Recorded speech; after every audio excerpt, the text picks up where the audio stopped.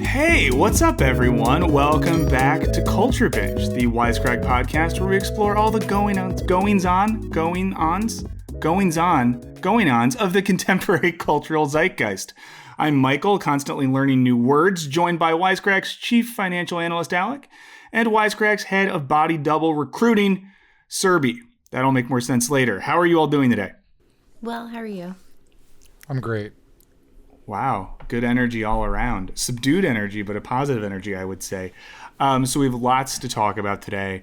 We're going to get into the finance story that everyone's talking about, even those of us who don't have stocks or stonks or know what they are. We'll talk a little bit about, what it means to have another person to do things for you that looks exactly like you. And I'm going to talk a little bit about corniness. So to get started, let's jump in to our slaps and our chaps. As everyone knows, if this is your first time back in 2021, we've brought this back. We've decided that we do need a little bit of negativity, so we're doing chaps as well. Serby, would you like to get us started today? Yes. So I don't have too many interesting chaps this week, but my slap is that I bought a secondhand, like-new Herman Miller chair at a fairly low price. My last chair broke, probably because I gained so much weight here during the pandemic. And I'm really excited about this new, sturdier looking chair. Is the Herman Miller chair that iconic office chair? The Aeron? Yes. These are things, anyone who's under 30, as soon as you hit 30, you'll be very excited about any news about Miller chairs. Yeah. I told some people at work and they were all like, how did you get a Herman Miller for $400? And I'm like, I know. Wow. I had one of those at an old job and I really wanted to steal it. And now that I look back, I think I could have. And one of my biggest regrets is not stealing more from that job. I agree. Well, that's great. And I think it's going to be great for your posture, great for your life, great for your interior design sensibility. Thanks. Okay, so that's a really good thing. Yeah. Do you have a chap? Basically, everything is just a long-running chap. I feel like I'm a little bit on a losing streak in both my personal life and my professional life. So things are looking great, obviously. Mm-hmm. I'm hoping the Herman Miller chair I bought yesterday is a turn in the universe. It sets things right. Yeah. It's foreshadowing. You're in good company, Serby. I'm sure like myself and many of our listeners, we're all constantly failing in our professional and personal lives. So we're all in this together. I don't trust you if things are going well. Alec, how about you? What are your slaps and chaps this time around? I think what slaps is hedge funds. I really like them. And what chaps is that when people take their hard-earned money away from them using the same financial instruments that they made their well-earned money for in the first place. So that's what's going on. Guys, he's being sarcastic. He doesn't really mean that. I'm looking at the dislike ratio. But I don't have a chaps. But I will say nothing has been more... I think something's wrong with me. I love when there's like a weird, like arcane or asinine thing that's complicated that I understand and someone asks me to explain it. And so just like multiple friends coming out of the woodwork, hey, Alec, do you understand what a short squeeze is? Like, I don't understand how all this is working. And it just made me so happy to literally describe the same thing like 18 times to my various friends. Something's wrong with my brain. It's not a good thing. Sorry. I don't think I've ever been so full of shit as I have had this past week with multiple people in my life asking me to explain that and me doing my best effort but not being at all confident. Yeah. I truly know almost nothing about financial markets other than I've enjoyed the film The Big Short. But I think I get this one, but you're going to help me understand if I get it in a couple minutes. And then, wait, you said no. So that was your whole bit. You're not really doing a real slaps and chaps. That's fine. I did a real slaps. I'm protesting chaps. Everything chaps. Everything. That's fine. I forgot. You're allowed to protest chaps. Okay, I'll do mine real quick. My slap is, have you all heard of this show that's called House Hunters Comedians on the Couch? No. What? I know House Hunters. Yes, it's a television program my partner discovered last night using a trial of the new Discovery Plus streaming service because we needed another one. Although I think it does have a bunch of Guy Fieri stuff on there. But there's a show in which comedians watch an episode of House Hunters and roast it. And it's like real people. Like we watched the John Mulaney episode. Seth Rogen is on one of them. And it was a truly bizarre experience to watch very famous and funny comedians just roast someone looking for a 3-bedroom house for $560 or less in the Washington, D.C. metropolitan area. I recommend it. It was a fun thing to watch. And I think, like many of us, the content wheel can feel like it's getting a little bit squeaky after so many months of being inside watching things all the time. So really enjoyed that. My chap, I guess, is also kind of TV related. Some of you might remember a few months ago, I was very excited about the NBA bubble, and I was making a big stink of the fact that I thought the National Basketball Association was doing the best job of any entertainment league or sports league of managing the pandemic. And now all of that is gone. They're playing regular games in regular stadiums, and now they're allowing fans in, including fans who are sitting courtside, including fans sitting courtside with no masks on. It's truly bizarre. And there was a game the other night. If anyone hasn't seen this, you can just look up the phrase courtside Karen.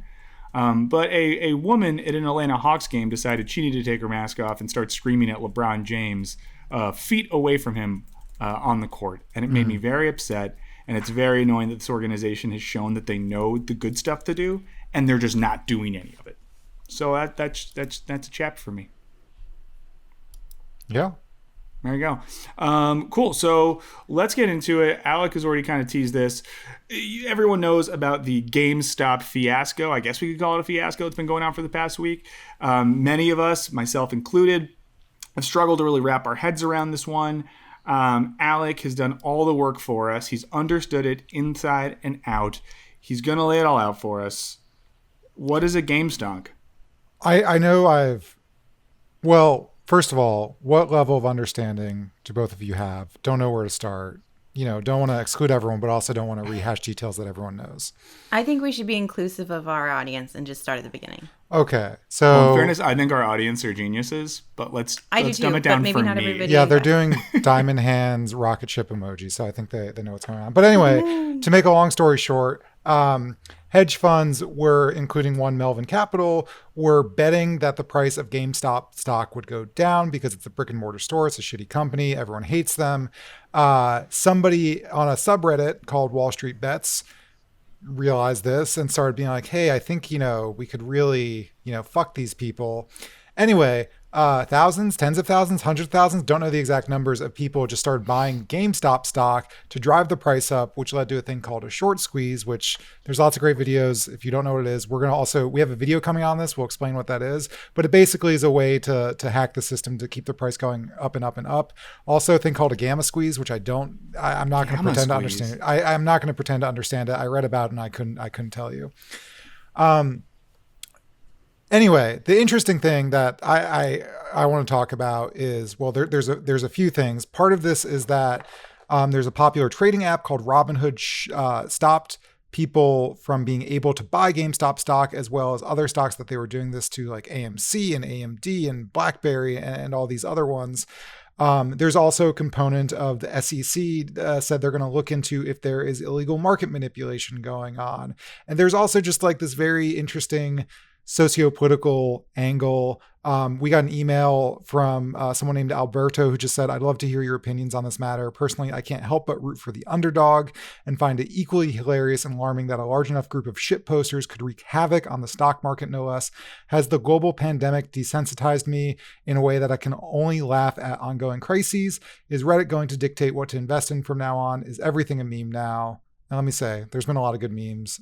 Joy, can you put up one of my favorites? Elon Musk early on tweeted in support of GameStonks, as it's called, which led to some epic things. Maybe we forgot to have it, but anyway, it's a Lord of the... We'll post a link in the description. I'm sorry, everyone. But yeah, it's fine. What are all takeaways on this? I'm very excited and very happy about this. It just amuses me to no end. I've been texting about it with friends. I bought one share of GameStop. Wow. I bought some AMC. I bought some BlackBerry. Not because I think I'm going to be rich, but just because I think it's hilarious. I think it's so funny. It makes me really happy. I love that everybody can come together during this very difficult time. Yeah, it really crossing partisan divides. AOC tweeted basically in support of it and I think criticizing Robinhood, and then like Ted Cruz retweeted it and said, I agree. So it's weird, as divided we are currently politically, it seems that everyone's cool with like hating on hedge funds. I'm not going to say Ted Cruz is cool on hating on hedge funds, but some version of it. No, considering that his roommate and lover runs one. But yeah, I don't. It's kind of like a variety of emotions on this one, because I think when the story initially broke, it just very like funny right off the bat that a subreddit was able to create this sort of havoc in the market. And I think it brought up a bunch of interesting questions, because I think when I was explaining it to my sister, for example, one of her reactions is kind of like, wait, that's a thing? Like shorting stocks in general is just a thing, and that's a function of the market. Mm-hmm. So I think that's been interesting to watch people realize that the stonkers out there and the people on subreddit weren't doing anything illegal. They were just doing the same type of market manipulation or legal market manipulations that hedge funds and brokers do all the time. I think that's been interesting in terms of bringing, larger focus on how the market actually functions. I think the downside of it is that, like, it's a fun little, I guess, like, fuck you to the system, but it's still just the system playing by its own rules, and it's not really going to have any massive long-term effects. And I think everyone now like expects something like this to happen again, which it probably won't. And you would hope this would lead to some larger considerations about the rationality and irrationality of markets in general. And I'll be curious to see if that is something that sustains, or if it's just the meme that's the lasting effect of this. And I don't want to hint at anything too bad, but we do have a video coming out on YouTube this week that kind of gets into this, in the question of, are markets rational to begin with, and what should we expect of them? So I don't know. I'll be interested to see what the like lasting effects of this are. I'm not particularly optimistic, but maybe. I think the thing that's being under discussed is, like, I'm fully on board with the sentiment. People, I mean, there's a mixture of people involved, right? There are some people who are just, very interested in making money, and, doing a short squeeze and doing this kind of thing is just like a good financial move that hedge funds do all the time to make more money. On the other hand, there's people who are not necessarily doing that math and are just like, I really want to just stick it to the system. I had friends. One was like, am I able to individually buy a stock? Like, I think this person like had a retirement account, but like didn't understand that she could like install Robinhood and do this, and I said yes. And I was like, but I wouldn't buy any stock unless you expect to like fully lose it. You shouldn't put $5,000 in GameStop at that point and hope to make all this money. She was just like, yeah, I know, I just want to hurt these people. But that was my conversation with multiple people. One of my friends, is an unemployed service worker, not a ton of money, but it's like, I have $200 to, try to fuck over a hedge fund. And so like, that's, I think, the cool and funny side. But I think we're already seeing some signs of this. There is also, I think, just a certain mentality of this is like a good way to get rich in this sort of like bubbly way. Mm-hmm. People are with not a lot of experience doing things like buying options, which Robinhood has been criticized for sort of allowing people to do these very risky gambles in the stock market in the first place. And so, for instance, there was a Reddit post where, the headline, if anyone wants to look it up, is what GME has taught me in the 36 hours of day trading. Basically, this person had no experience day trading, saw that hedge funds got lazy and greedy, overshorted their positions. And so this is what they said, even as someone who knows almost nothing about the stock market, the basic premise makes sense, but the devil's in the details and the hype is blinding. And basically talks about how they just lost $1,000 and they're fine, but like they should have realized all the warning signs in this.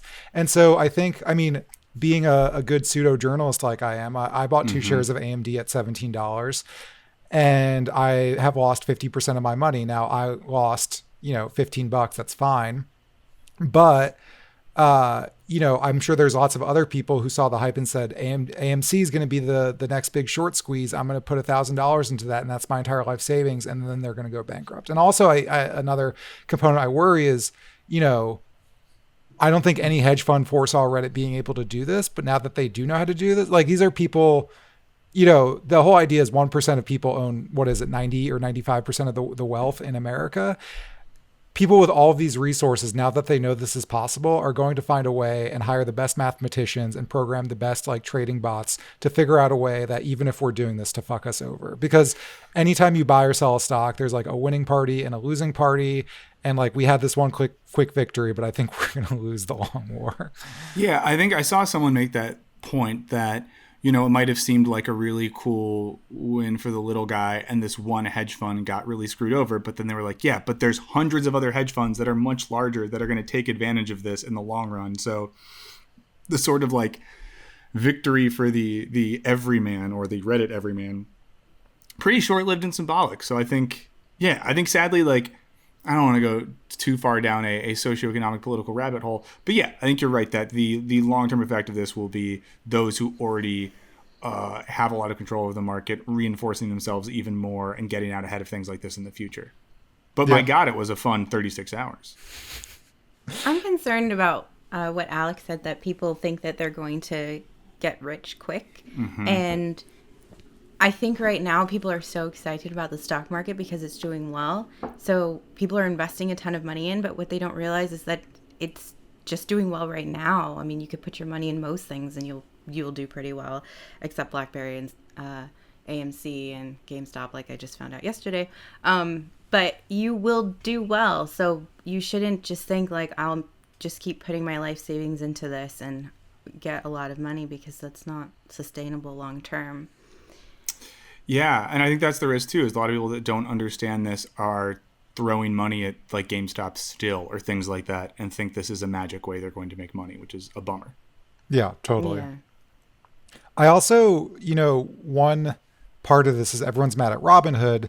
The original theory was that they were protecting their buddies at Citadel Capital, who loaned Melvin Capital, or was one of the parties that loaned Melvin Capital a total of like $2.75 billion to get out of the short position. Citadel is what's called like a market maker, and that when you buy something on Robinhood, they basically go to Citadel to like organize the trade. According to Robinhood, this is not why they did this. It was because they needed like a ton of collateral. They basically didn't have enough money to do the collateral to like, meet all these regulations. Now, whether or not this is an excuse or they're telling the whole truth, like that's not really my point. But I think, one of the reasons people like this story is that hedge funds are basically gambling. They gambled on the housing market. They gamble on food prices and, starve people in developing countries all the time. And then Reddit did a gamble and won, and now they're super mad. But I think, Wall Street bets famously is like full of people making these awful, awful dumb bets, doing these kinds of options trading that maybe shouldn't be legal for people who have no idea what they're doing, and being like, I put in $3,000 and somehow I owe Robinhood $50,000. But I think, there's a great article that I read that really like, this is being talked about, but I wonder if it should be more front and center with the anti-Robinhood backlash, is that, Robinhood's customer is not you, their customer is basically Citadel. Like, you are a product that they're selling to Citadel, because what happens is that your trade gets routed to them, and Citadel decides like, oh, you want to buy this stock for $1, but we realize we can get it for 98 cents. And so we're going to buy it for 98 cents and sell it to you for $1 and basically skim off the top and share it with Robinhood.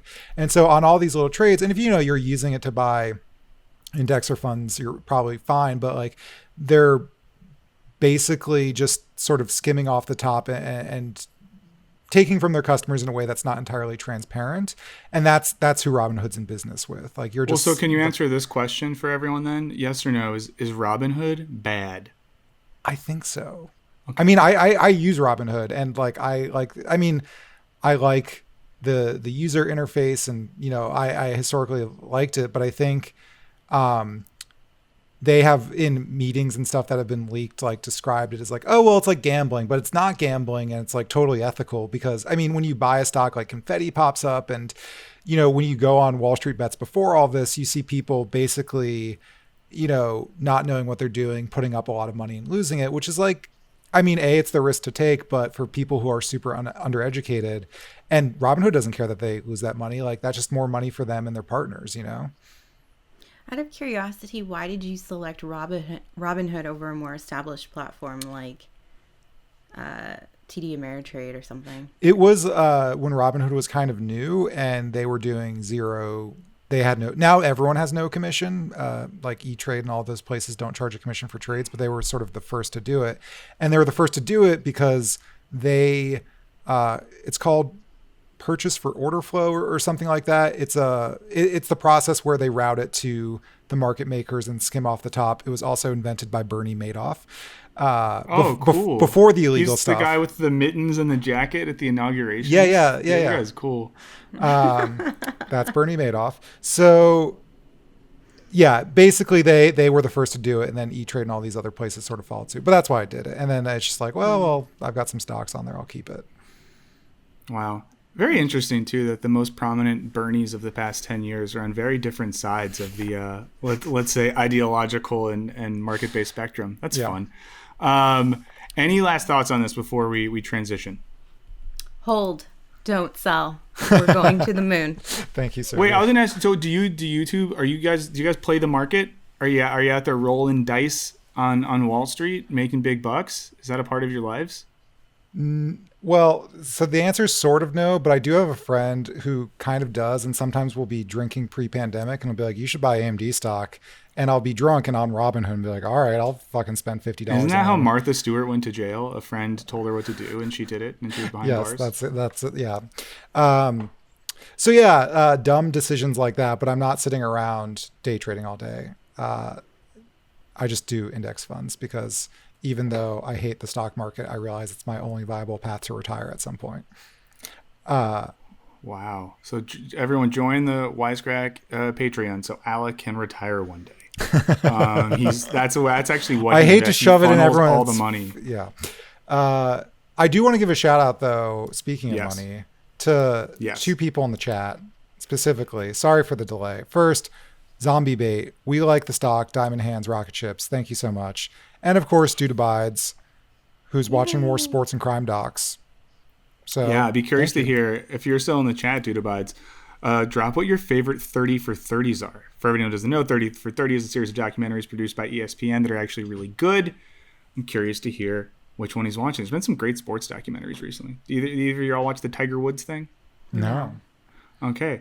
Well, the thing about Tiger Woods is he was getting in a lot of trouble for having affairs and stuff, but what could have benefited him is if he had a body double, because then he could have been in two places at one time and had an alibi. So he could have said to his wife, Elin, no, I wasn't in Vegas with 10 women in a hotel doing an elaborate role player thing with a bunch of sex workers. I was here playing golf or here with my kids. So Serby is going to tell us about the wonderful world of body doubling and hand modeling. I think if I have this correctly, and I'm very excited to hear about this. So Serby, very smooth transition. Yes, that's what I'm known for. Inform us, I appreciated it. So I want to talk about body doubles today. And for those of you who don't know, a body double is a person who substitutes an actor in a scene for another actor. So sometimes they're used when someone is like in the background and that actor isn't needed on screen to like say lines, or sometimes it might be for like a nude scene. So Keira Knightley, for example, once said, I have this policy in films where I say you can have the top half, but you can't have the bottom half. And she has a body double for the striptease scene in Domino. And I'm talking about body doubles today because my best friend got a text a couple days ago out of the blue from a random number, and a woman mistakenly sent her this text about a casting call for a hand double. And I'm going to read the casting note for all of you. Thank you. So the subject says, female hand models needed for Tuesday. And then it says, casting specs. 2 females in their 20s. We will only see their hands. The action. Enola Holmes hands a 19th century envelope to a recipient.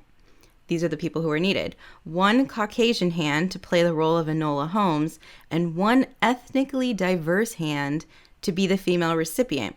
Fingernails should be clean, no color fingernail polish, just natural, no jewelries or tattoos. We will shoot on Tuesday at such and such place. Time is TBD. So my friend got this text and the woman said, oh, I saw this. I thought of you. I have the 2 pictures of you. I have 2 pictures of your hand, but it would be great to have a real life photo. So if you could send that to me, I'll send it to the producer. So my friend looks at her hand. She takes a picture of it. Well, I think she first asks how much, what is the cost? What is the price for this? And the woman tells her that to be a hand model, it's $6,000 just to hand an envelope. $6,000 for your hand. And so my friend's like, yeah. Do they have a union? The hand model union? The hand model union has a lot of clout. And so my friend's like, that sounds great. Is it this Tuesday? And mind you, my friend does not know who this woman is. It's just a random number. So the woman's like, I'm not sure. I'm getting more details, blah, blah, blah. Send me a picture of your hand. So before my friend can send the picture to the woman says the role has been filled, but she'll keep her in mind for future roles. So anyway, my friend and I started to talk about how she felt bad about herself after looking at her hand and thinking that she couldn't be a hand model. And we talked about how celebrities use doubles for everything. And is anything real anymore? Everything is photoshopped in magazines. Everything is edited in films. And now we have body doubles. And now we have hand models just to do... Wait, can I ask an important question here? Yes. And sorry to interrupt, Alec. Maybe you're going down the same rabbit hole. I might go down here. Do we know this is a real thing and not just a scammer that has a hand fetish that texts random women and says this to get hand pics? No. It's real because it has the company name. Okay. And it's from an agency or something, like a casting agency. Okay. My question was actually, so wait, this means that Millie Bobby Brown is I refuse to show my hands on camera, or? So I don't think it was for the Netflix show. I think it was for something else, an award show. Okay. So, it could be something for the Golden Globes or whatever. They do a bit where it's people from different shows passing an envelope to see who the winner is or something. Mm-hmm. And I guess maybe rather than paying to fly Millie Bobby Brown out for that, you just get someone with a white hand. She would charge $12,000 versus $6,000. Maybe she charged $20,000. Listen, if somebody wants to pay me $6,000 for my hand, I'll give it to them. Yeah. Let's all audition our hands right now for the... I could be the ethnically diverse hand. I mean, here's one thing I like about this. It creates more jobs. It spreads things out in the industry. I like that. Why not have more people working right now in this economy? That sounds fine. And I actually, the first thing you brought up, Serby, I saw that Keira Knightley piece or interview as well, which I thought was interesting. And stuff like that, I get, why people wouldn't want to show intimate parts of their body on screen. And I think that's a kind of nice fix so that people can do what they want to do creatively and artistically without forcing someone to be vulnerable at that level. And then the hand model thing I understand for advertising. Isn't there a Seinfeld where George becomes a hand model? Oh, I think there's an episode revolving around hand modeling. And there's some hand modeling Seinfeld episode. Hands? Oh, that's a different episode. No, different. Well, a couple hand related episodes. But the idea that So I know we don't know what this particular thing is for. If it were a thing where on an actual TV show on set, there was a thing where it was okay, Millie's offset because in the next scene there's just a hand. Bring in the hands. That seemed pretty crazy. Yeah. I mean, I wouldn't... Things are so weird that I wouldn't even bat an eye at that. I don't think that's outside the realm of possibility. And I say this because a girl I went to college with was a model and she's stunning. And a few years ago, she was the body double for a supermodel for a commercial. And the supermodel is Giselle level supermodel. And it struck me as so strange because she posted about this, talking about her body double work and what the supermodel did and what she did in this commercial. And it seemed to me that the supermodel didn't ask for a body double just to save time on set or to decrease her responsibilities or something. She was there watching this girl film. The supermodel was literally just standing there watching this girl prance back and forth. And it felt so sad to me that this woman, who many people believe is conventionally beautiful and has a nice body, feels that she needs to have a 20-year-old represent her instead. So I don't Maybe she has a really jealous partner who has retrograde views of things like that and says, no gal of mine will be prancing around in a commercial. Yeah, I don't know. I mean, that's possible, but Probably not that, no. who knows? I just thought it was strange. I mean, she showed pictures of the supermodel there on set, and I'm Yeah. like, why are you having her do your work? Also, I'm shocked that your friend didn't have to sign an NDA, because I feel like part of the mystery for things like this would be not letting it get out when body doubles were used.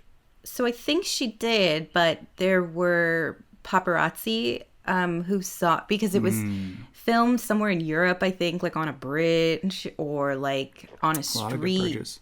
or something like that. So everybody was around taking pictures, and that's where I think there was like a whole thing in the press about how, like, why does a supermodel use a body double? This makes me think, if, I don't know if we could get the budget for this, but it'd be great to do an episode of this where we all had a body double. We could do a casting call, find someone for each of us, and just have them take over. We could still record our voices, and then they would have to lip sync to the entire thing. Or no, they And would we just could put stand the in video like when we're not talking. Like we just go in and out, and then they'd like nod their head and be like, yep. So I kind of cut like that, and then they would come in and say things like, Getting a sip of Serby, water. that's brilliant. I've always wanted a nemesis, and I feel like this is the first step in that. Wait, you've always wanted a nemesis and you never had one? No, I mean, I've had people I hate. You just but, need to invent like, your own, Serby. I mean, I invent nemesis all the time. You do? mean- Like people you know, or just like really just imaginative ones? No, I like there's a person in my life that they don't know that I'm having a competition with them, but I'm having a competition with them. Whoa. This is the author Roxanne Gay has talked about this on her Twitter before, how she has a nemesis and she encourages other people to have one. Yeah. I find so it's a real person. That's great.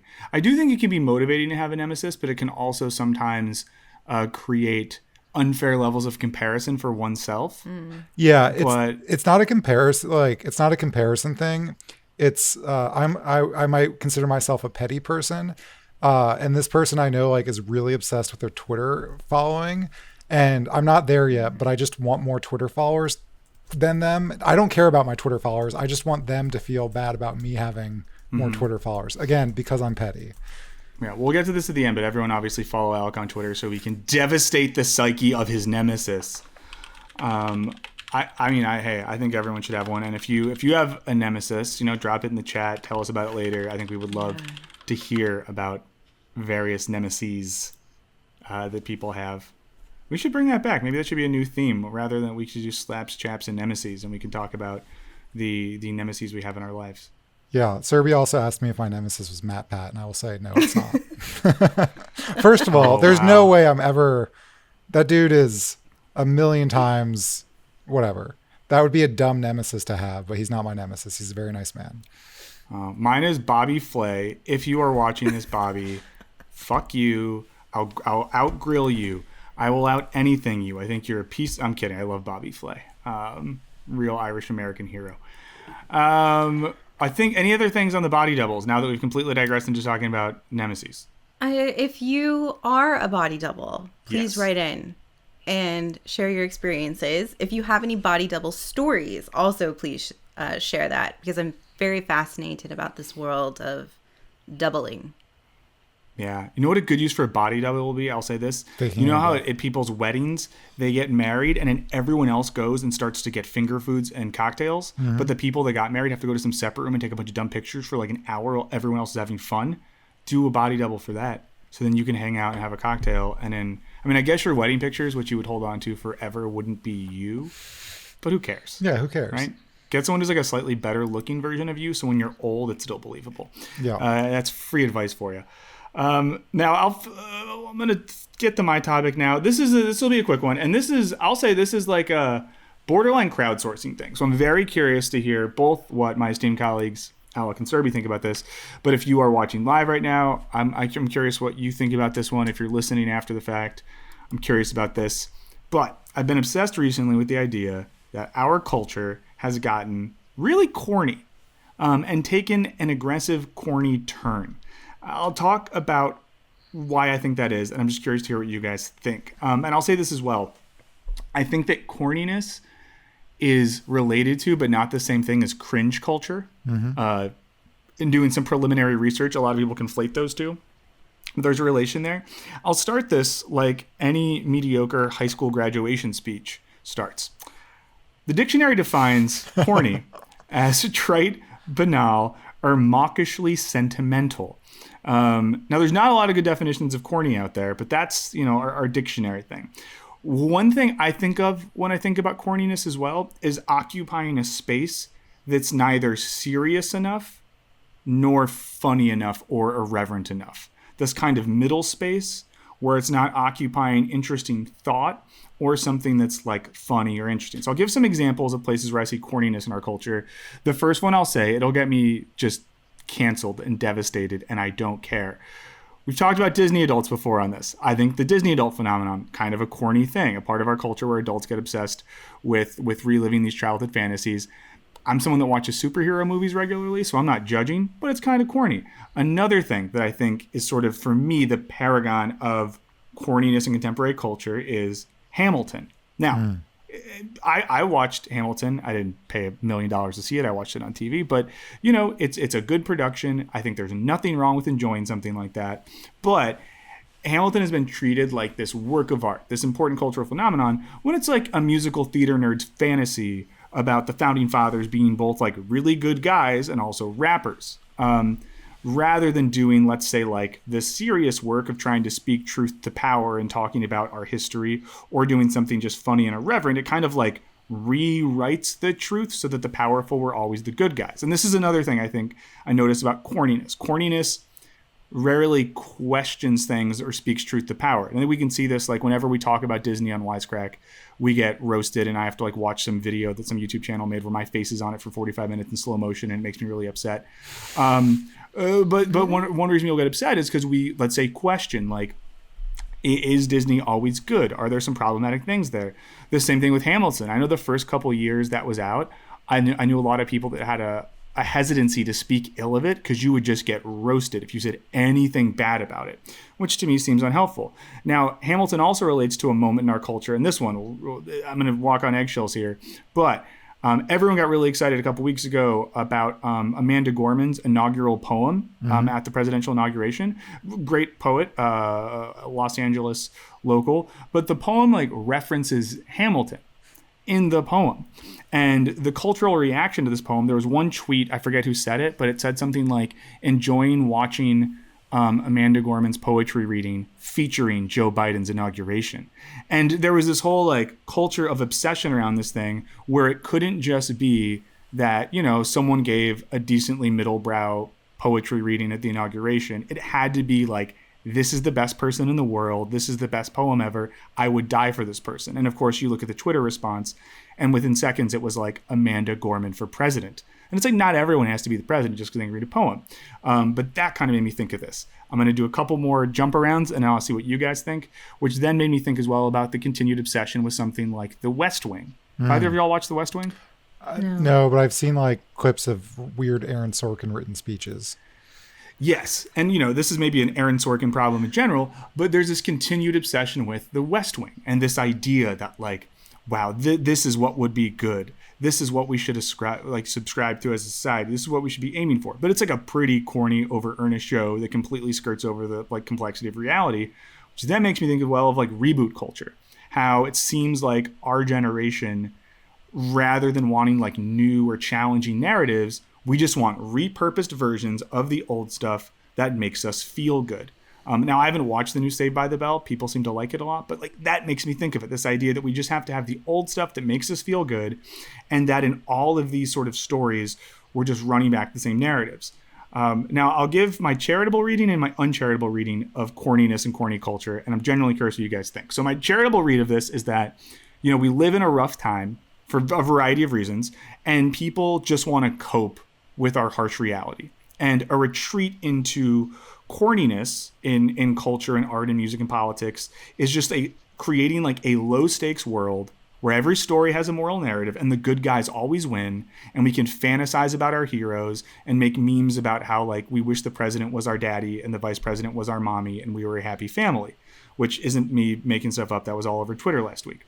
Now, my uncharitable reading of the corny shift in culture is that it's a genuinely damaging ideological structure that blinds people from, like, thinking critically about reality and leads to this fetishizing of public figures and systems of power, which make it both impossible and or just, like, uncouth to criticize beloved cultural figures, which I think is very dangerous. Like, if we can't without getting roasted be a little bit critical or skeptical of things, I think it can create this, like, veil or shield. But once again, these are initial thoughts. I've been obsessed with this recently, and I'm very curious what you all think. Can I ask some question? Like, I just want to figure out what is corny and what is not. I know you gave some examples, but, like, live, laugh, love decor. Corny, or is that something else? Wait, live, laugh, what? Love. Is that a phrase from some company? You know, It's like on a bunch of merchandise, like pillows. Yeah. Or like in I this would house, say, we laugh a lot, we love a lot, we drink a lot of wine. You know, like the Yeah. So I would say like the branded version of, like, self-care culture, I think, is very corny. okay. So, like, Good vibes phrasing. only. Yeah. I think things like that can get very corny. Yes. What about Bridgerton? If you've seen it, is that corny? Ooh, best I thing haven't on seen it, television. but it doesn't strike me as corny. Serby, you have seen it. Do you think it's I corny? have seen it. The sex scenes are odd. Forward through all of them. None of them are good. Very uncomfortable. Every person I've ever talked to, they were all women, are like, we love the sex scenes. So I don't know what you're talking about, but Really? Sex scenes aren't corny. Corny stuff avoids sex, or sex is just, like, cute. yeah, I think Bridgerton might be corny because it's like, isn't being a royal fun and cool? But yeah. Yeah. Oh, I got a corny example real quick, too. I don't know if anyone saw this. The day of the presidential inauguration, the white rapper Macklemore put out a new freestyle. Oh, he's corny. And But very but corny. he's corny, Everything but he's like done is corny. criticizes. See that I think we got some problems here because, like, Yeah. Macklemore corny, but is like, you know, like the things he's saying, I'm not necessarily disagreeing with. He just does so in Yeah. a corny fashion. That's a good point. I'm still figuring this all out. Yeah, That's why we're I'm trying to work exploring through with this. people. Yeah.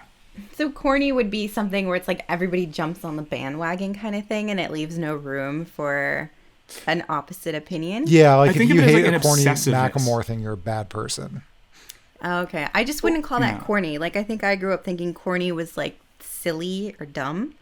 Like a corny dad joke kind of a thing. Like, I don't know what word I would use to Yeah. describe. Well, I guess, too, it's like the current use of corniness, because I totally agree with you. I think corny has always meant one thing, and I think it's starting to mean something different. Or, like, corniness is going from dumb dad joke to, like, a full-on cultural sensibility. And I think that's what I find so fascinating. Yeah. So back to your original question about what we thought about it. I hate it. I feel like I don't share a lot of opinions anymore about things. Like, even now, I have thoughts about the Amanda Gorman poem. I will not share them on this podcast. I will not share anything about a We lot need of to things know, on this Serby. podcast. No, because I feel like as soon as you say anything, like, yeah, it was good. But, Well, like, here, I'll say something that veils us from any direct criticism. I live with a poet who's friends with a lot of poets. None of the poets liked it.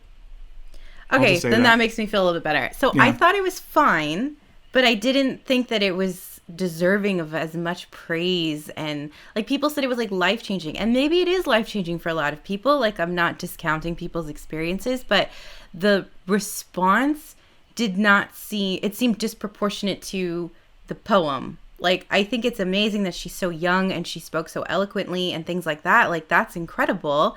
But in terms of the actual content, it didn't, I don't know. I feel like I've read other poems on the internet by no-name people that have felt more powerful to me. But I tried to say that to somebody and they were like, how could you say that? Like, this is going to affect change. Like, her words will carry so much weight. And I think that's part of the corny culture. It's a sort of like earnestness, but not even like a good sort of earnestness. It's this intensity of latching onto something in this real, like, formal way that precludes the possibility of acknowledging that something's like just fine or okay, or that your friend cannot like the thing and it doesn't make them a monster. I wonder if it's like, I attach corniness or associate with corniness sort of like a sincereness and authenticity, like in the way that you describe, like as uncritical. And so like dad jokes are sincere and authentic, but uncritical about how stupid they are, but that's sort of part of it. Or, you know, I think maybe the problem with The West Wing, for instance, is that like it is a show that packages like quote unquote, and maybe that's what it is, quote unquote, sincere, authentic emotions in terms of like political speech giving that like is uncritical in the way that it thinks like, you know, if Mr. Smith just goes to Washington and speaks for 8 hours, all the bad men will go away. And I think like that's the problem. Like you said, like the good versus evil, like there's always a triumphant side. I think there's part of this again politically with like Cuomo-sexuals where it's just like, and you know, like, yeah, that's a great example. He just like made this great joke about like chin diapers, and it was a funny joke, but like, again, there's this sincerity or like a perceived sincerity, authenticity. Please be my daddy. I'm not going to ask questions about like what's going on. And then later we'll be like, just kidding. We're opening dinner for Thanksgiving. Have fun, everyone. Yeah. And I do want to say this just to demarcate for anyone who's wondering, listening to this. When I say too, that like, I think corniness precludes criticism, I don't mean this in some like cancel culture way where it's like, we should be able to talk about whatever we want. No, there's certain stuff that's just like messed up, that's bad, that's, you know, racist, that's dark, that's violent, we shouldn't talk about. But it's the idea that certain things like are too precious to be discussed or criticized or pointed out as wrong. I think that's why I'm trying to, you know, mostly using like kind of pop culture examples, or even like I think all the politics stuff we're saying, it's even how like politics is being treated like pop culture, like television, like the sort of way we like fetishize a superhero. And that's why I find it like less problematic if a friend is like really into comics and likes cosplay and is over obsessed with a certain character, whatever, that's fine. For me, I find it more problematic when we treat public figures like that. Yeah. Mm-hmm. And when corniness creeps into areas where corniness maybe shouldn't be. Mm-hmm. Yeah. Although I think there's a corniness, like, I mean, we've talked about WandaVision where, you know, you like it more than I do. I thought the last episode was good. And it's not like how dare you like WandaVision or how dare you like this Amanda Gorman thing, but it's a sort of like, it's that sort of like emotional, sincere attachment where it's just like, I'm so overwhelmed by like, I'm almost in awe of like how great and attached I feel to this thing. And again, I don't know, like maybe corny is not the right word. Maybe it's stan culture, you know? Yeah, I think it's definitely a version of that too. You know, Wisecrack director Mike Lux had a good tweet about this, the WandaVision thing, where it said something like all these people talking about it being like magical, incredible, visionary filmmaking. And it's like, no, but it's fine. And that's also okay. And I think it's that middle ground that some of this like corny stan culture precludes. The inability to say that something is fine or someone's okay or a thing is complicated. Or like, I really enjoyed it, but you know, it's not the greatest piece of media that's ever been created. And like, that's fine too. Like, you know, there's plenty of Star Trek that I think is fucking amazing, but I wouldn't be like, and this is why it's objectively the best TV show ever, you know? Yeah. Well, it almost feels similar to like a lot of startup cultures are like this. Like it's almost like toxic positivity. Mm-hmm. Like no one can say anything bad. Like always be happy, good vibes only. And it's like that leaves no room for people to be actual humans. Yeah. That's a really good point. And yeah, I do think a lot of contemporary startup culture, and I think that started to bleed into like work culture more generally, where like we all have to be all in on the thing together, believing in the mission. And it's like, dog, let people just like do their thing and like be able to pay their rent. Don't make them become, you know, ideologues along the way. I will say my nemesis was corny and I would say toxically positive. Wow. Well, this is great. Go ahead, Serby. Oh, no, I have nothing more. Yeah, any of your final thoughts before we transition away from this? No, I mean, I think it's okay to disagree. It's okay to think things are not cool. For example, the poem. Yeah. And I'll say this to go off what Serby's saying, I think both sides of this are cool. It's okay to not think something's good, but that also doesn't mean you have to like shit on it and say people that do like it are idiots. And sometimes I think that's where our culture is. It's like either this is the best poem ever and this person should be our new overlord, or it's total crap and all culture is bad. And I think that like either of those extremes can be problematic. And I don't know what the other side of corny is. Maybe it's just like toxic cynicism towards toxic positivity. That's where I'm at every day. I know. Well, this has been helpful, and I'll say this: I want to keep thinking about this. So I would love if you're listening right now or watching, let us know what you think about that. And if I ever write something on this, I'll footnote you and let us know what you think about any of these topics, or let us know about what you think about topics we haven't even discussed. And you can do that in a couple ways. One is that you can email us at culturebinge@wisecrack.co. No M, culturebinge@wisecrack.co. As always, just so you know, we don't always get to read every email that we get on the show, but we read them all. We like them all. I know personally, ever since I got added to the thing where I get to see the emails now, they finally gave me those privileges. It's like being in the CIA. I love reading them. I find them so interesting. There's never a time where it isn't really meaningful that you all take the time to write out thoughtful emails and recommendations to us, even if they're critical. You can also call us because we love to hear your voices. You all have great voices. 213-534-8807 is where you can call us. That's 213-534-8807. So get in touch with us. We like to hear from you. Even if you don't make the show your first time around, we see you, we hear you, and we'll put you on eventually. That said, what do we want to take a reader or listen to this week, Alec? We got one voicemail from Cole, but before we play it, I do want to shout out GCR, who says, I blame retweets for corny culture. It's not a terrible hypothesis. But anyway, let's get to Cole. Left us a voicemail about snitching on people during a pandemic. As we know, snitches get stitches, but maybe they don't. It's very ambiguous. Joy, can you play that? Hey, this is messages for Culture Binge. This is Cole calling, a long-time listener. I've called in before. Real quick at the top, want to apologize to Michael. Last time I called in, I called you by a nickname that I don't think Boo! Call him by that nickname every day. That was my apologies for calling you that nickname. Anyway, my point that I wanted to make was that you guys talked about the cart narcs on your last episode, and you want to do something like that for COVID. Well, I'm part of the LGBTQ plus community, and as a queer man, I follow one of the pages that I absolutely love called Gays Over COVID, and they spent a significant portion of their time calling out a lot of people in the gay community, especially in the male gay community, who are taking time to go to like Mexico, Tulum, Puerto Vallarta to celebrate and gather like outside of the U.S., but also that's extremely problematic for all the reasons you know. But yeah, if you haven't, check out Gays Over COVID, because they are calling out like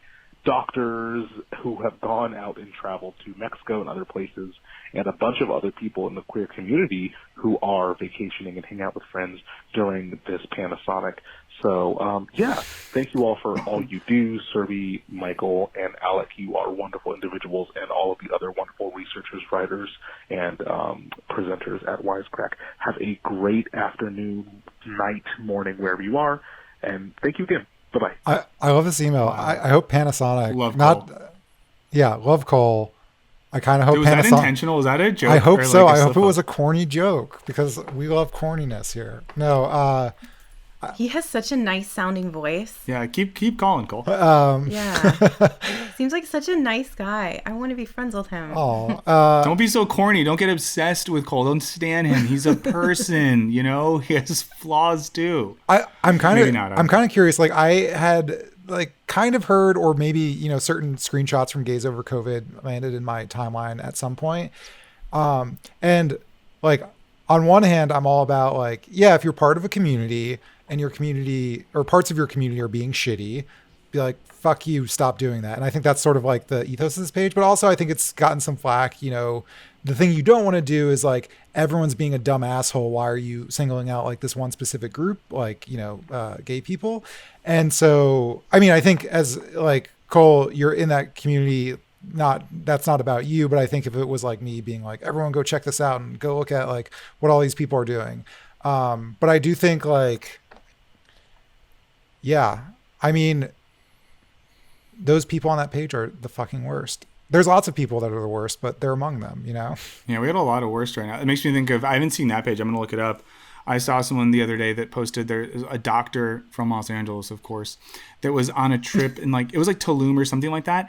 And she was like posting all these pictures of her in like swimsuits on the beach, drinking cocktails. And the hashtag was like vaccinated, COVID. And like the thing was like, got my vaccine and ready to travel. And it's like, you're a fucking doctor and you don't get how this works. It's pretty infuriating. Yeah. So yeah, anything but it's such a fine line between, in general, I think snitching is a horrible thing. I don't like it. It makes me mad. But when it comes to public health, I don't know. I make some exceptions. And I don't know. I love that kind of shit. Like, I remember when there was a drought in California and like, I love drought shaming. Some counties had like restrictions, like you were only allowed to like water your grass like twice a week and only on these days. And I wanted to call the county to see if there was like a task force I could join where I could like, my whole job was just to go around the neighborhood like saying this guy's watering his grass when he's not supposed to. He's on a Tuesday, Thursday schedule and it's Wednesday. I just love that stuff. Like, I don't know what's wrong with me. I just find so much joy in like making sure everybody's following the rules. Yeah, I'm that person too. And I don't know why, because like politically, I'm like, fuck the rules, fuck the system. But on a personal level, it's like, I need to follow literally all of the rules. If I'm with family members who want to cut in line, I'm like, don't do that. You're going to make me have a panic attack.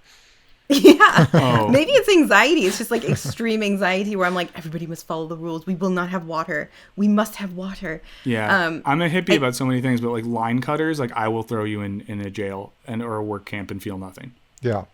Cool. Well, thank you for that, Cole. I believe there should be more, again, I'm a petty person, more petty snitching on everything, but not about maybe some things. Anyway, we got a lot of great emails.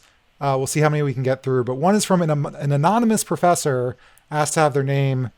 Oh yeah. Well, they had their name in there, but they asked us to take it out. But last week, Burns was complaining about a certain professor who like threw a bunch of papers in the air and was like, this is what it's like when you don't give me a proper salutation on my email. And this professor has a great counterpoint, not a counterpoint that they disagree with Burns, but like a great added perspective. It's a good perspective. Yeah. So I'm a limited duties lecturer of an online class. In emails, my students call me all kinds of things, ranging from first name, they put their real name, to hey, to other people's names entirely. I never correct them, but I keep signing my name with Dr. last name, insert last name. Up until a couple weeks ago, before I started teaching, I was determined to sign emails with my first name, as is common in Canada. I also wanted to be a cool professor. Two things changed my mind. First, Ben Shapiro and others began arguing with Dr. Jill Biden should not call herself doctor because she has a doctorate in education, and he thinks only people with a doctorate in STEM or medical doctors deserve to use that title. I mean, I believe we should all call you Dr. Nihilism, for the record, Burns. But anyway, a movement has since begun on social media encouraging women with PhDs to call themselves doctor. Second, other young female professors encouraged me to use doctor rather than my first name, at least for a few years, so that students would respect my authority. Sorry, I had to do that in the Carmen voice. I am 27 and look pretty young. During my time as a teaching assistant, I noticed that the mostly white male students would fight me for grades and try to intimidate me, like raise their voice, lean over me, get in my personal space, complain about me to other professors, much more than my male counterparts. I tried talking to my male professors about this, but they said that I was too nice and needed to command respect from the students. Eventually, I realized that if I dressed more formally than students, wore makeup, smiled less, etc., I could reduce the amount of complaints to almost zero. As a professor, I want to be encouraged to be friendly to students. Calling myself Dr. Last Name allows me to be myself while I'm maintaining a bit of authority. That said, I would never force students to call me Dr. Last Name, nor would I shame them for the email etiquette. But yeah, I mean, I've heard a lot of, I have a few professor teachers, women who like have these same things, like dressing older, putting on like more makeup to look older, even though they normally don't wear makeup, weird things where like your default for every single professor is usually either calling them professor or doctor, but all of a sudden like a woman's teaching the class and you're like, oh, hi miss. And it's like, no. Like, why aren't you assuming? But that makes sense. And like, I think the irony of the dynamic is, and of course too, like I get that it's much worse and it very much sucks that like students treat women worse than they would their male professors. It's bullshit. But there is a thing, I think, when you're in your 20s and you're teaching college students, I think regardless of who you are, I think there is sometimes like, because I think that's when I was first teaching, I was in my mid 20s and I would wear like blazers and ties. And I get made fun of sometimes by my friends who are like, when you were 25, you dressed like you were 40. And now that you're 30 something, you dress like you're 17. Do you have pictures? Can we, I need to see. Yeah, this. I can get you some. Oh, thank you. But I think like, and then early on, I would always say like Dr. Burns, because I think I was like, I wanted to be taken seriously. But then the older I got, the more, once I was 10 years or more older than the students, it was easier to do. So I have a lot more understanding for like that, the description of that situation than I do of, let's say, like a tenured professor who's like shaming students for not signing an email the right way. Yeah. But some of the things she described there, like students intimidating, leaning over, like, fuck those students. That's so horrible. I felt so bad when I read that. Yeah. I kept thinking about it for weeks afterwards. I mean, the email only probably came in like last week or whatever, but I've been thinking about it since then. And reflecting back on my experiences with female professors when I was in school. And I went to a small private university, so it was the same, like 5 professors in every department. And I don't believe that they encounter that. I mean, I don't really know, but I never saw it. But I think it's because it was like the school was really small. Mm-hmm. The faculty, like everything was really small. You couldn't get away with that. And then in business school, everybody was a little bit older. But I did notice in business school, a lot of my female professors would dress very, very professionally, like suits every day sort of thing. It just makes me so sad that even there's like no industry where like a woman can get away with just being herself.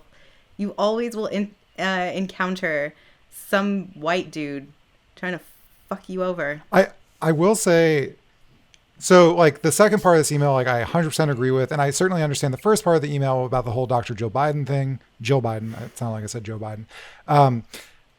Like, I feel like there's a risk when like people are shitty. There's like an opposite and equal reaction in the opposite. It's not as shitty. It's not like that. But I feel like walking around being like, everyone must refer to me as doctor. Like that's, and I don't have evidence of anyone actually doing that, but I think in this sort of like, make sure to get everyone to call you doctor because people aren't taking, Joe Biden seriously. Certainly not on the side of fucking Ben Shabibo or whatever, but like, I don't know. I work with many PhDs, including Dr. Nihilism Burns. And like, if he was ever like, Alec, you need to call me doctor, I'd be like, go fuck yourself. And if anyone else did, I'd say, go fuck. And I would immediately file an HR complaint that I was being harassed by my superior. And I would see you in court where you would refer to me as doctor. Yeah. And the plaintiff. And I think that applies for everything. Like I also used to work with medical doc. And I think it's just like my experiences. Yeah. I worked with a lot of medical doctors. None of them expected to be called doctor, except, to their patients, which makes sense. Again, like if you're in a university setting, I worked in a congressional office where I got in trouble for not calling a judge your honor. And I was like, you suck. Fuck you. Wow. When I always put doctor, the one thing I do is I've put doctor before on both like airline stuff. Like if I'm booking a flight, I'll put doctor as my prefix because sometimes I feel like if they're like have to upgrade someone, they might see that and be like, ooh. And then when I register for a new like primary care physician, I do it because in that way I don't have to call them doctor because then I can be like, okay, if I have to call you that, you have to call me that. Yeah, and my current primary care physician, great gentleman. His name's Michael as well, so we just call each other Michael. Yeah. It feels great. Yeah. So the airline thing, I think you should be careful with because they might think that you're a medical doctor. Oh no, yeah, I killed someone once. This guy went down hard, and I was just like whispering lines from Plato in his ear as the life left his eyes, and was like, "There's nothing more I can do." No, I'm kidding. Serby, how are you doing on time? We have a few more emails, but we can, depending on how you're doing. Yeah, I can do a little bit longer. Okay, just let me know. Okay, so thank you, Anonymous Professor. Great email. Thank you so much. Here's a great one about from Craig on Hilaria Baldwin. For those who don't recall, that is Hilaria Baldwin. That is, yeah, Alec. Put some respect on her culture. Yeah, Alec Baldwin's wife, who lied about being from Spain for decades, maybe. Mallorca. So anyway, in regards to that story, from Greg, I have my own experience with upper class white folks who stretch their identities to get some social significance points. My cousin recently got into med school because she applied for the indigenous person slot. We are one 32nd Inuit in my family and have no connection to their culture, but know Other First Nations people applied, so she got into med school using a vague ancestral tie. My thought is that people sometimes use perceived victimhood status as a fashionable trait to flaunt these days. Sometimes they can share with their friends over a patio brunch with mimosas like it's a new Dior purse. Whether it's real or perceived victimhood status, flaunting it to others as some kind of hot new fashion item feels morally abhorrent and contradicts the purposes of recognizing and accepting people's unique identities. Do you all have any stories of other people's celebrities using victimhood status in a cringy way? As a person with 132nd First Nations ancestry, you must read this email on the next episode or you're silencing me. I laughed at that. Really put a gun to our head there. There is, speaking of corny culture, I'm going to get murdered for this. This is how Elizabeth Warren got a job before she was before she was, in government. Harvard Law job, applied as an Indigenous person. Even though I forget the number, she won 100th, 1,000th, something. She claimed she didn't know that she was that little. I think it was like in the 132 or 164th range, but it was. I just say you shouldn't get canceled for this because Harvard publicized it as their first non-white law professor, or something like that. Yeah, it's not so good. I can't think of it. Not so good there. I mean, do you know that in the university like state New York system or whatever it is, that Italian Americans are considered a minority group? Yeah, I saw This that. is real. I think it's something. I think it's just like something really old on the law because in New York, like 100 years ago, 150 years ago, they were super shitty to Italians, and they thought that all these Catholics were having too many babies and it was because of garlic and all this shit. It was all dumb and racist and it was bad, but I think it's still on the books. But I've like heard Italian Americans before get real close to saying things like they're technically non-white. Yeah, I mean, things have changed in 150 years, that's all I'll say, or 100 years. Oh yeah, to be clear, I've heard people say this in years that like 2019 and not like 1911. Yeah. So yeah, but I do feel like there is. I can't think of like a ton of concrete examples, but yeah, it's a thing that a lot of like white people of vaguely European ancestry love to do. Oh, who? And I know somebody who did that. She got into grad school that way, and she got like I think a 50% scholarship too. And she has no idea if she is even Indigenous American. She just had heard that they were somewhere in the line, and she's like, okay, I'll apply that way. She got in, and she had all the scholarship money because of it. Yeah. Oh, do you remember when Mindy Kaling's brother did this by pretending to be black and getting into medical school? What? And he like made a whole website about it. Do you guys not know this story? No. Mindy No. Kaling's little brother, who I'm pretty sure is of Indian descent, like posed as black and applied to like I think it was like Emory or something for medical school and got in, and then like I think he like made a website about it to be like, look, I proved something about like affirmative action or discrimination. It's the most cringe, messed up, weird thing, not good ever. Yeah. So you can just Google Mindy Kaling brother. And once again, that's not a poor reflection on Mindy Kaling, who creates great content. We're not responsible for our siblings, just to make sure I'm not throwing people under the bus. That's weird. Cool. So let's go on to I'm not going to read that. I'm not going to read the whole thing, but username donated and wants to ask how you deal with simp trolls like me. How do you continue the conversation? I don't know if you want to respond to that, Serby. What's a simp troll? Simps are people. Let's just move on. Well, teacher, I want to remember this: the day that Serby learned what a simp was, and that she had them. Yeah, just Google it later. Yeah. Was this question for me? Yeah, Like I have simp trolls? Yeah, I mean, if you want to engage with it, that's your prerogative. But whatever. We'll teach you about it later. Yeah. Oh, okay. All right. The last email is from. Let's do email from Joe. Sent us a news story that I thought was really interesting. I'm curious about your opinions on this story about my fellow Canadians. It's about Canadian snowbirds. Those are people who vacation in Florida and other places in the South, I think, going from Canada to Florida to get vaccinated earlier. In Canada, it's upset a lot of us to hear so many older folks traveling to Florida. We call them Canadian snowbirds in the middle of the pandemic, even though it was highly discouraged and the border was closed. What are your impromptu reactions? How are they getting in if the border's closed? Well, maybe it's not closed. I have no idea. Also, I know with the border, it's like you cannot drive over the border, but you can fly. There's all these like weird rules that don't make any sense. And maybe, you know, if you own a property in Florida, I mean, I'll say my reaction is that, you know, it's not that like these people aren't over 65. And if they're like, I'm not saying like, oh, we Americans need to like stop vaccinating these freeloading Canadians, but I think it's shitty when people get to use like their wealth by having a vacation home in Florida to basically cut ahead of other people.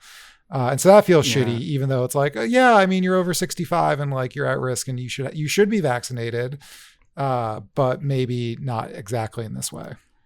Yeah. Also, case numbers are way down in most provinces of Canada. So like just stay there and don't go to Florida where things are worse. Yeah. But I heard on NPR this week. Yeah, NPR, coastal liberal elite.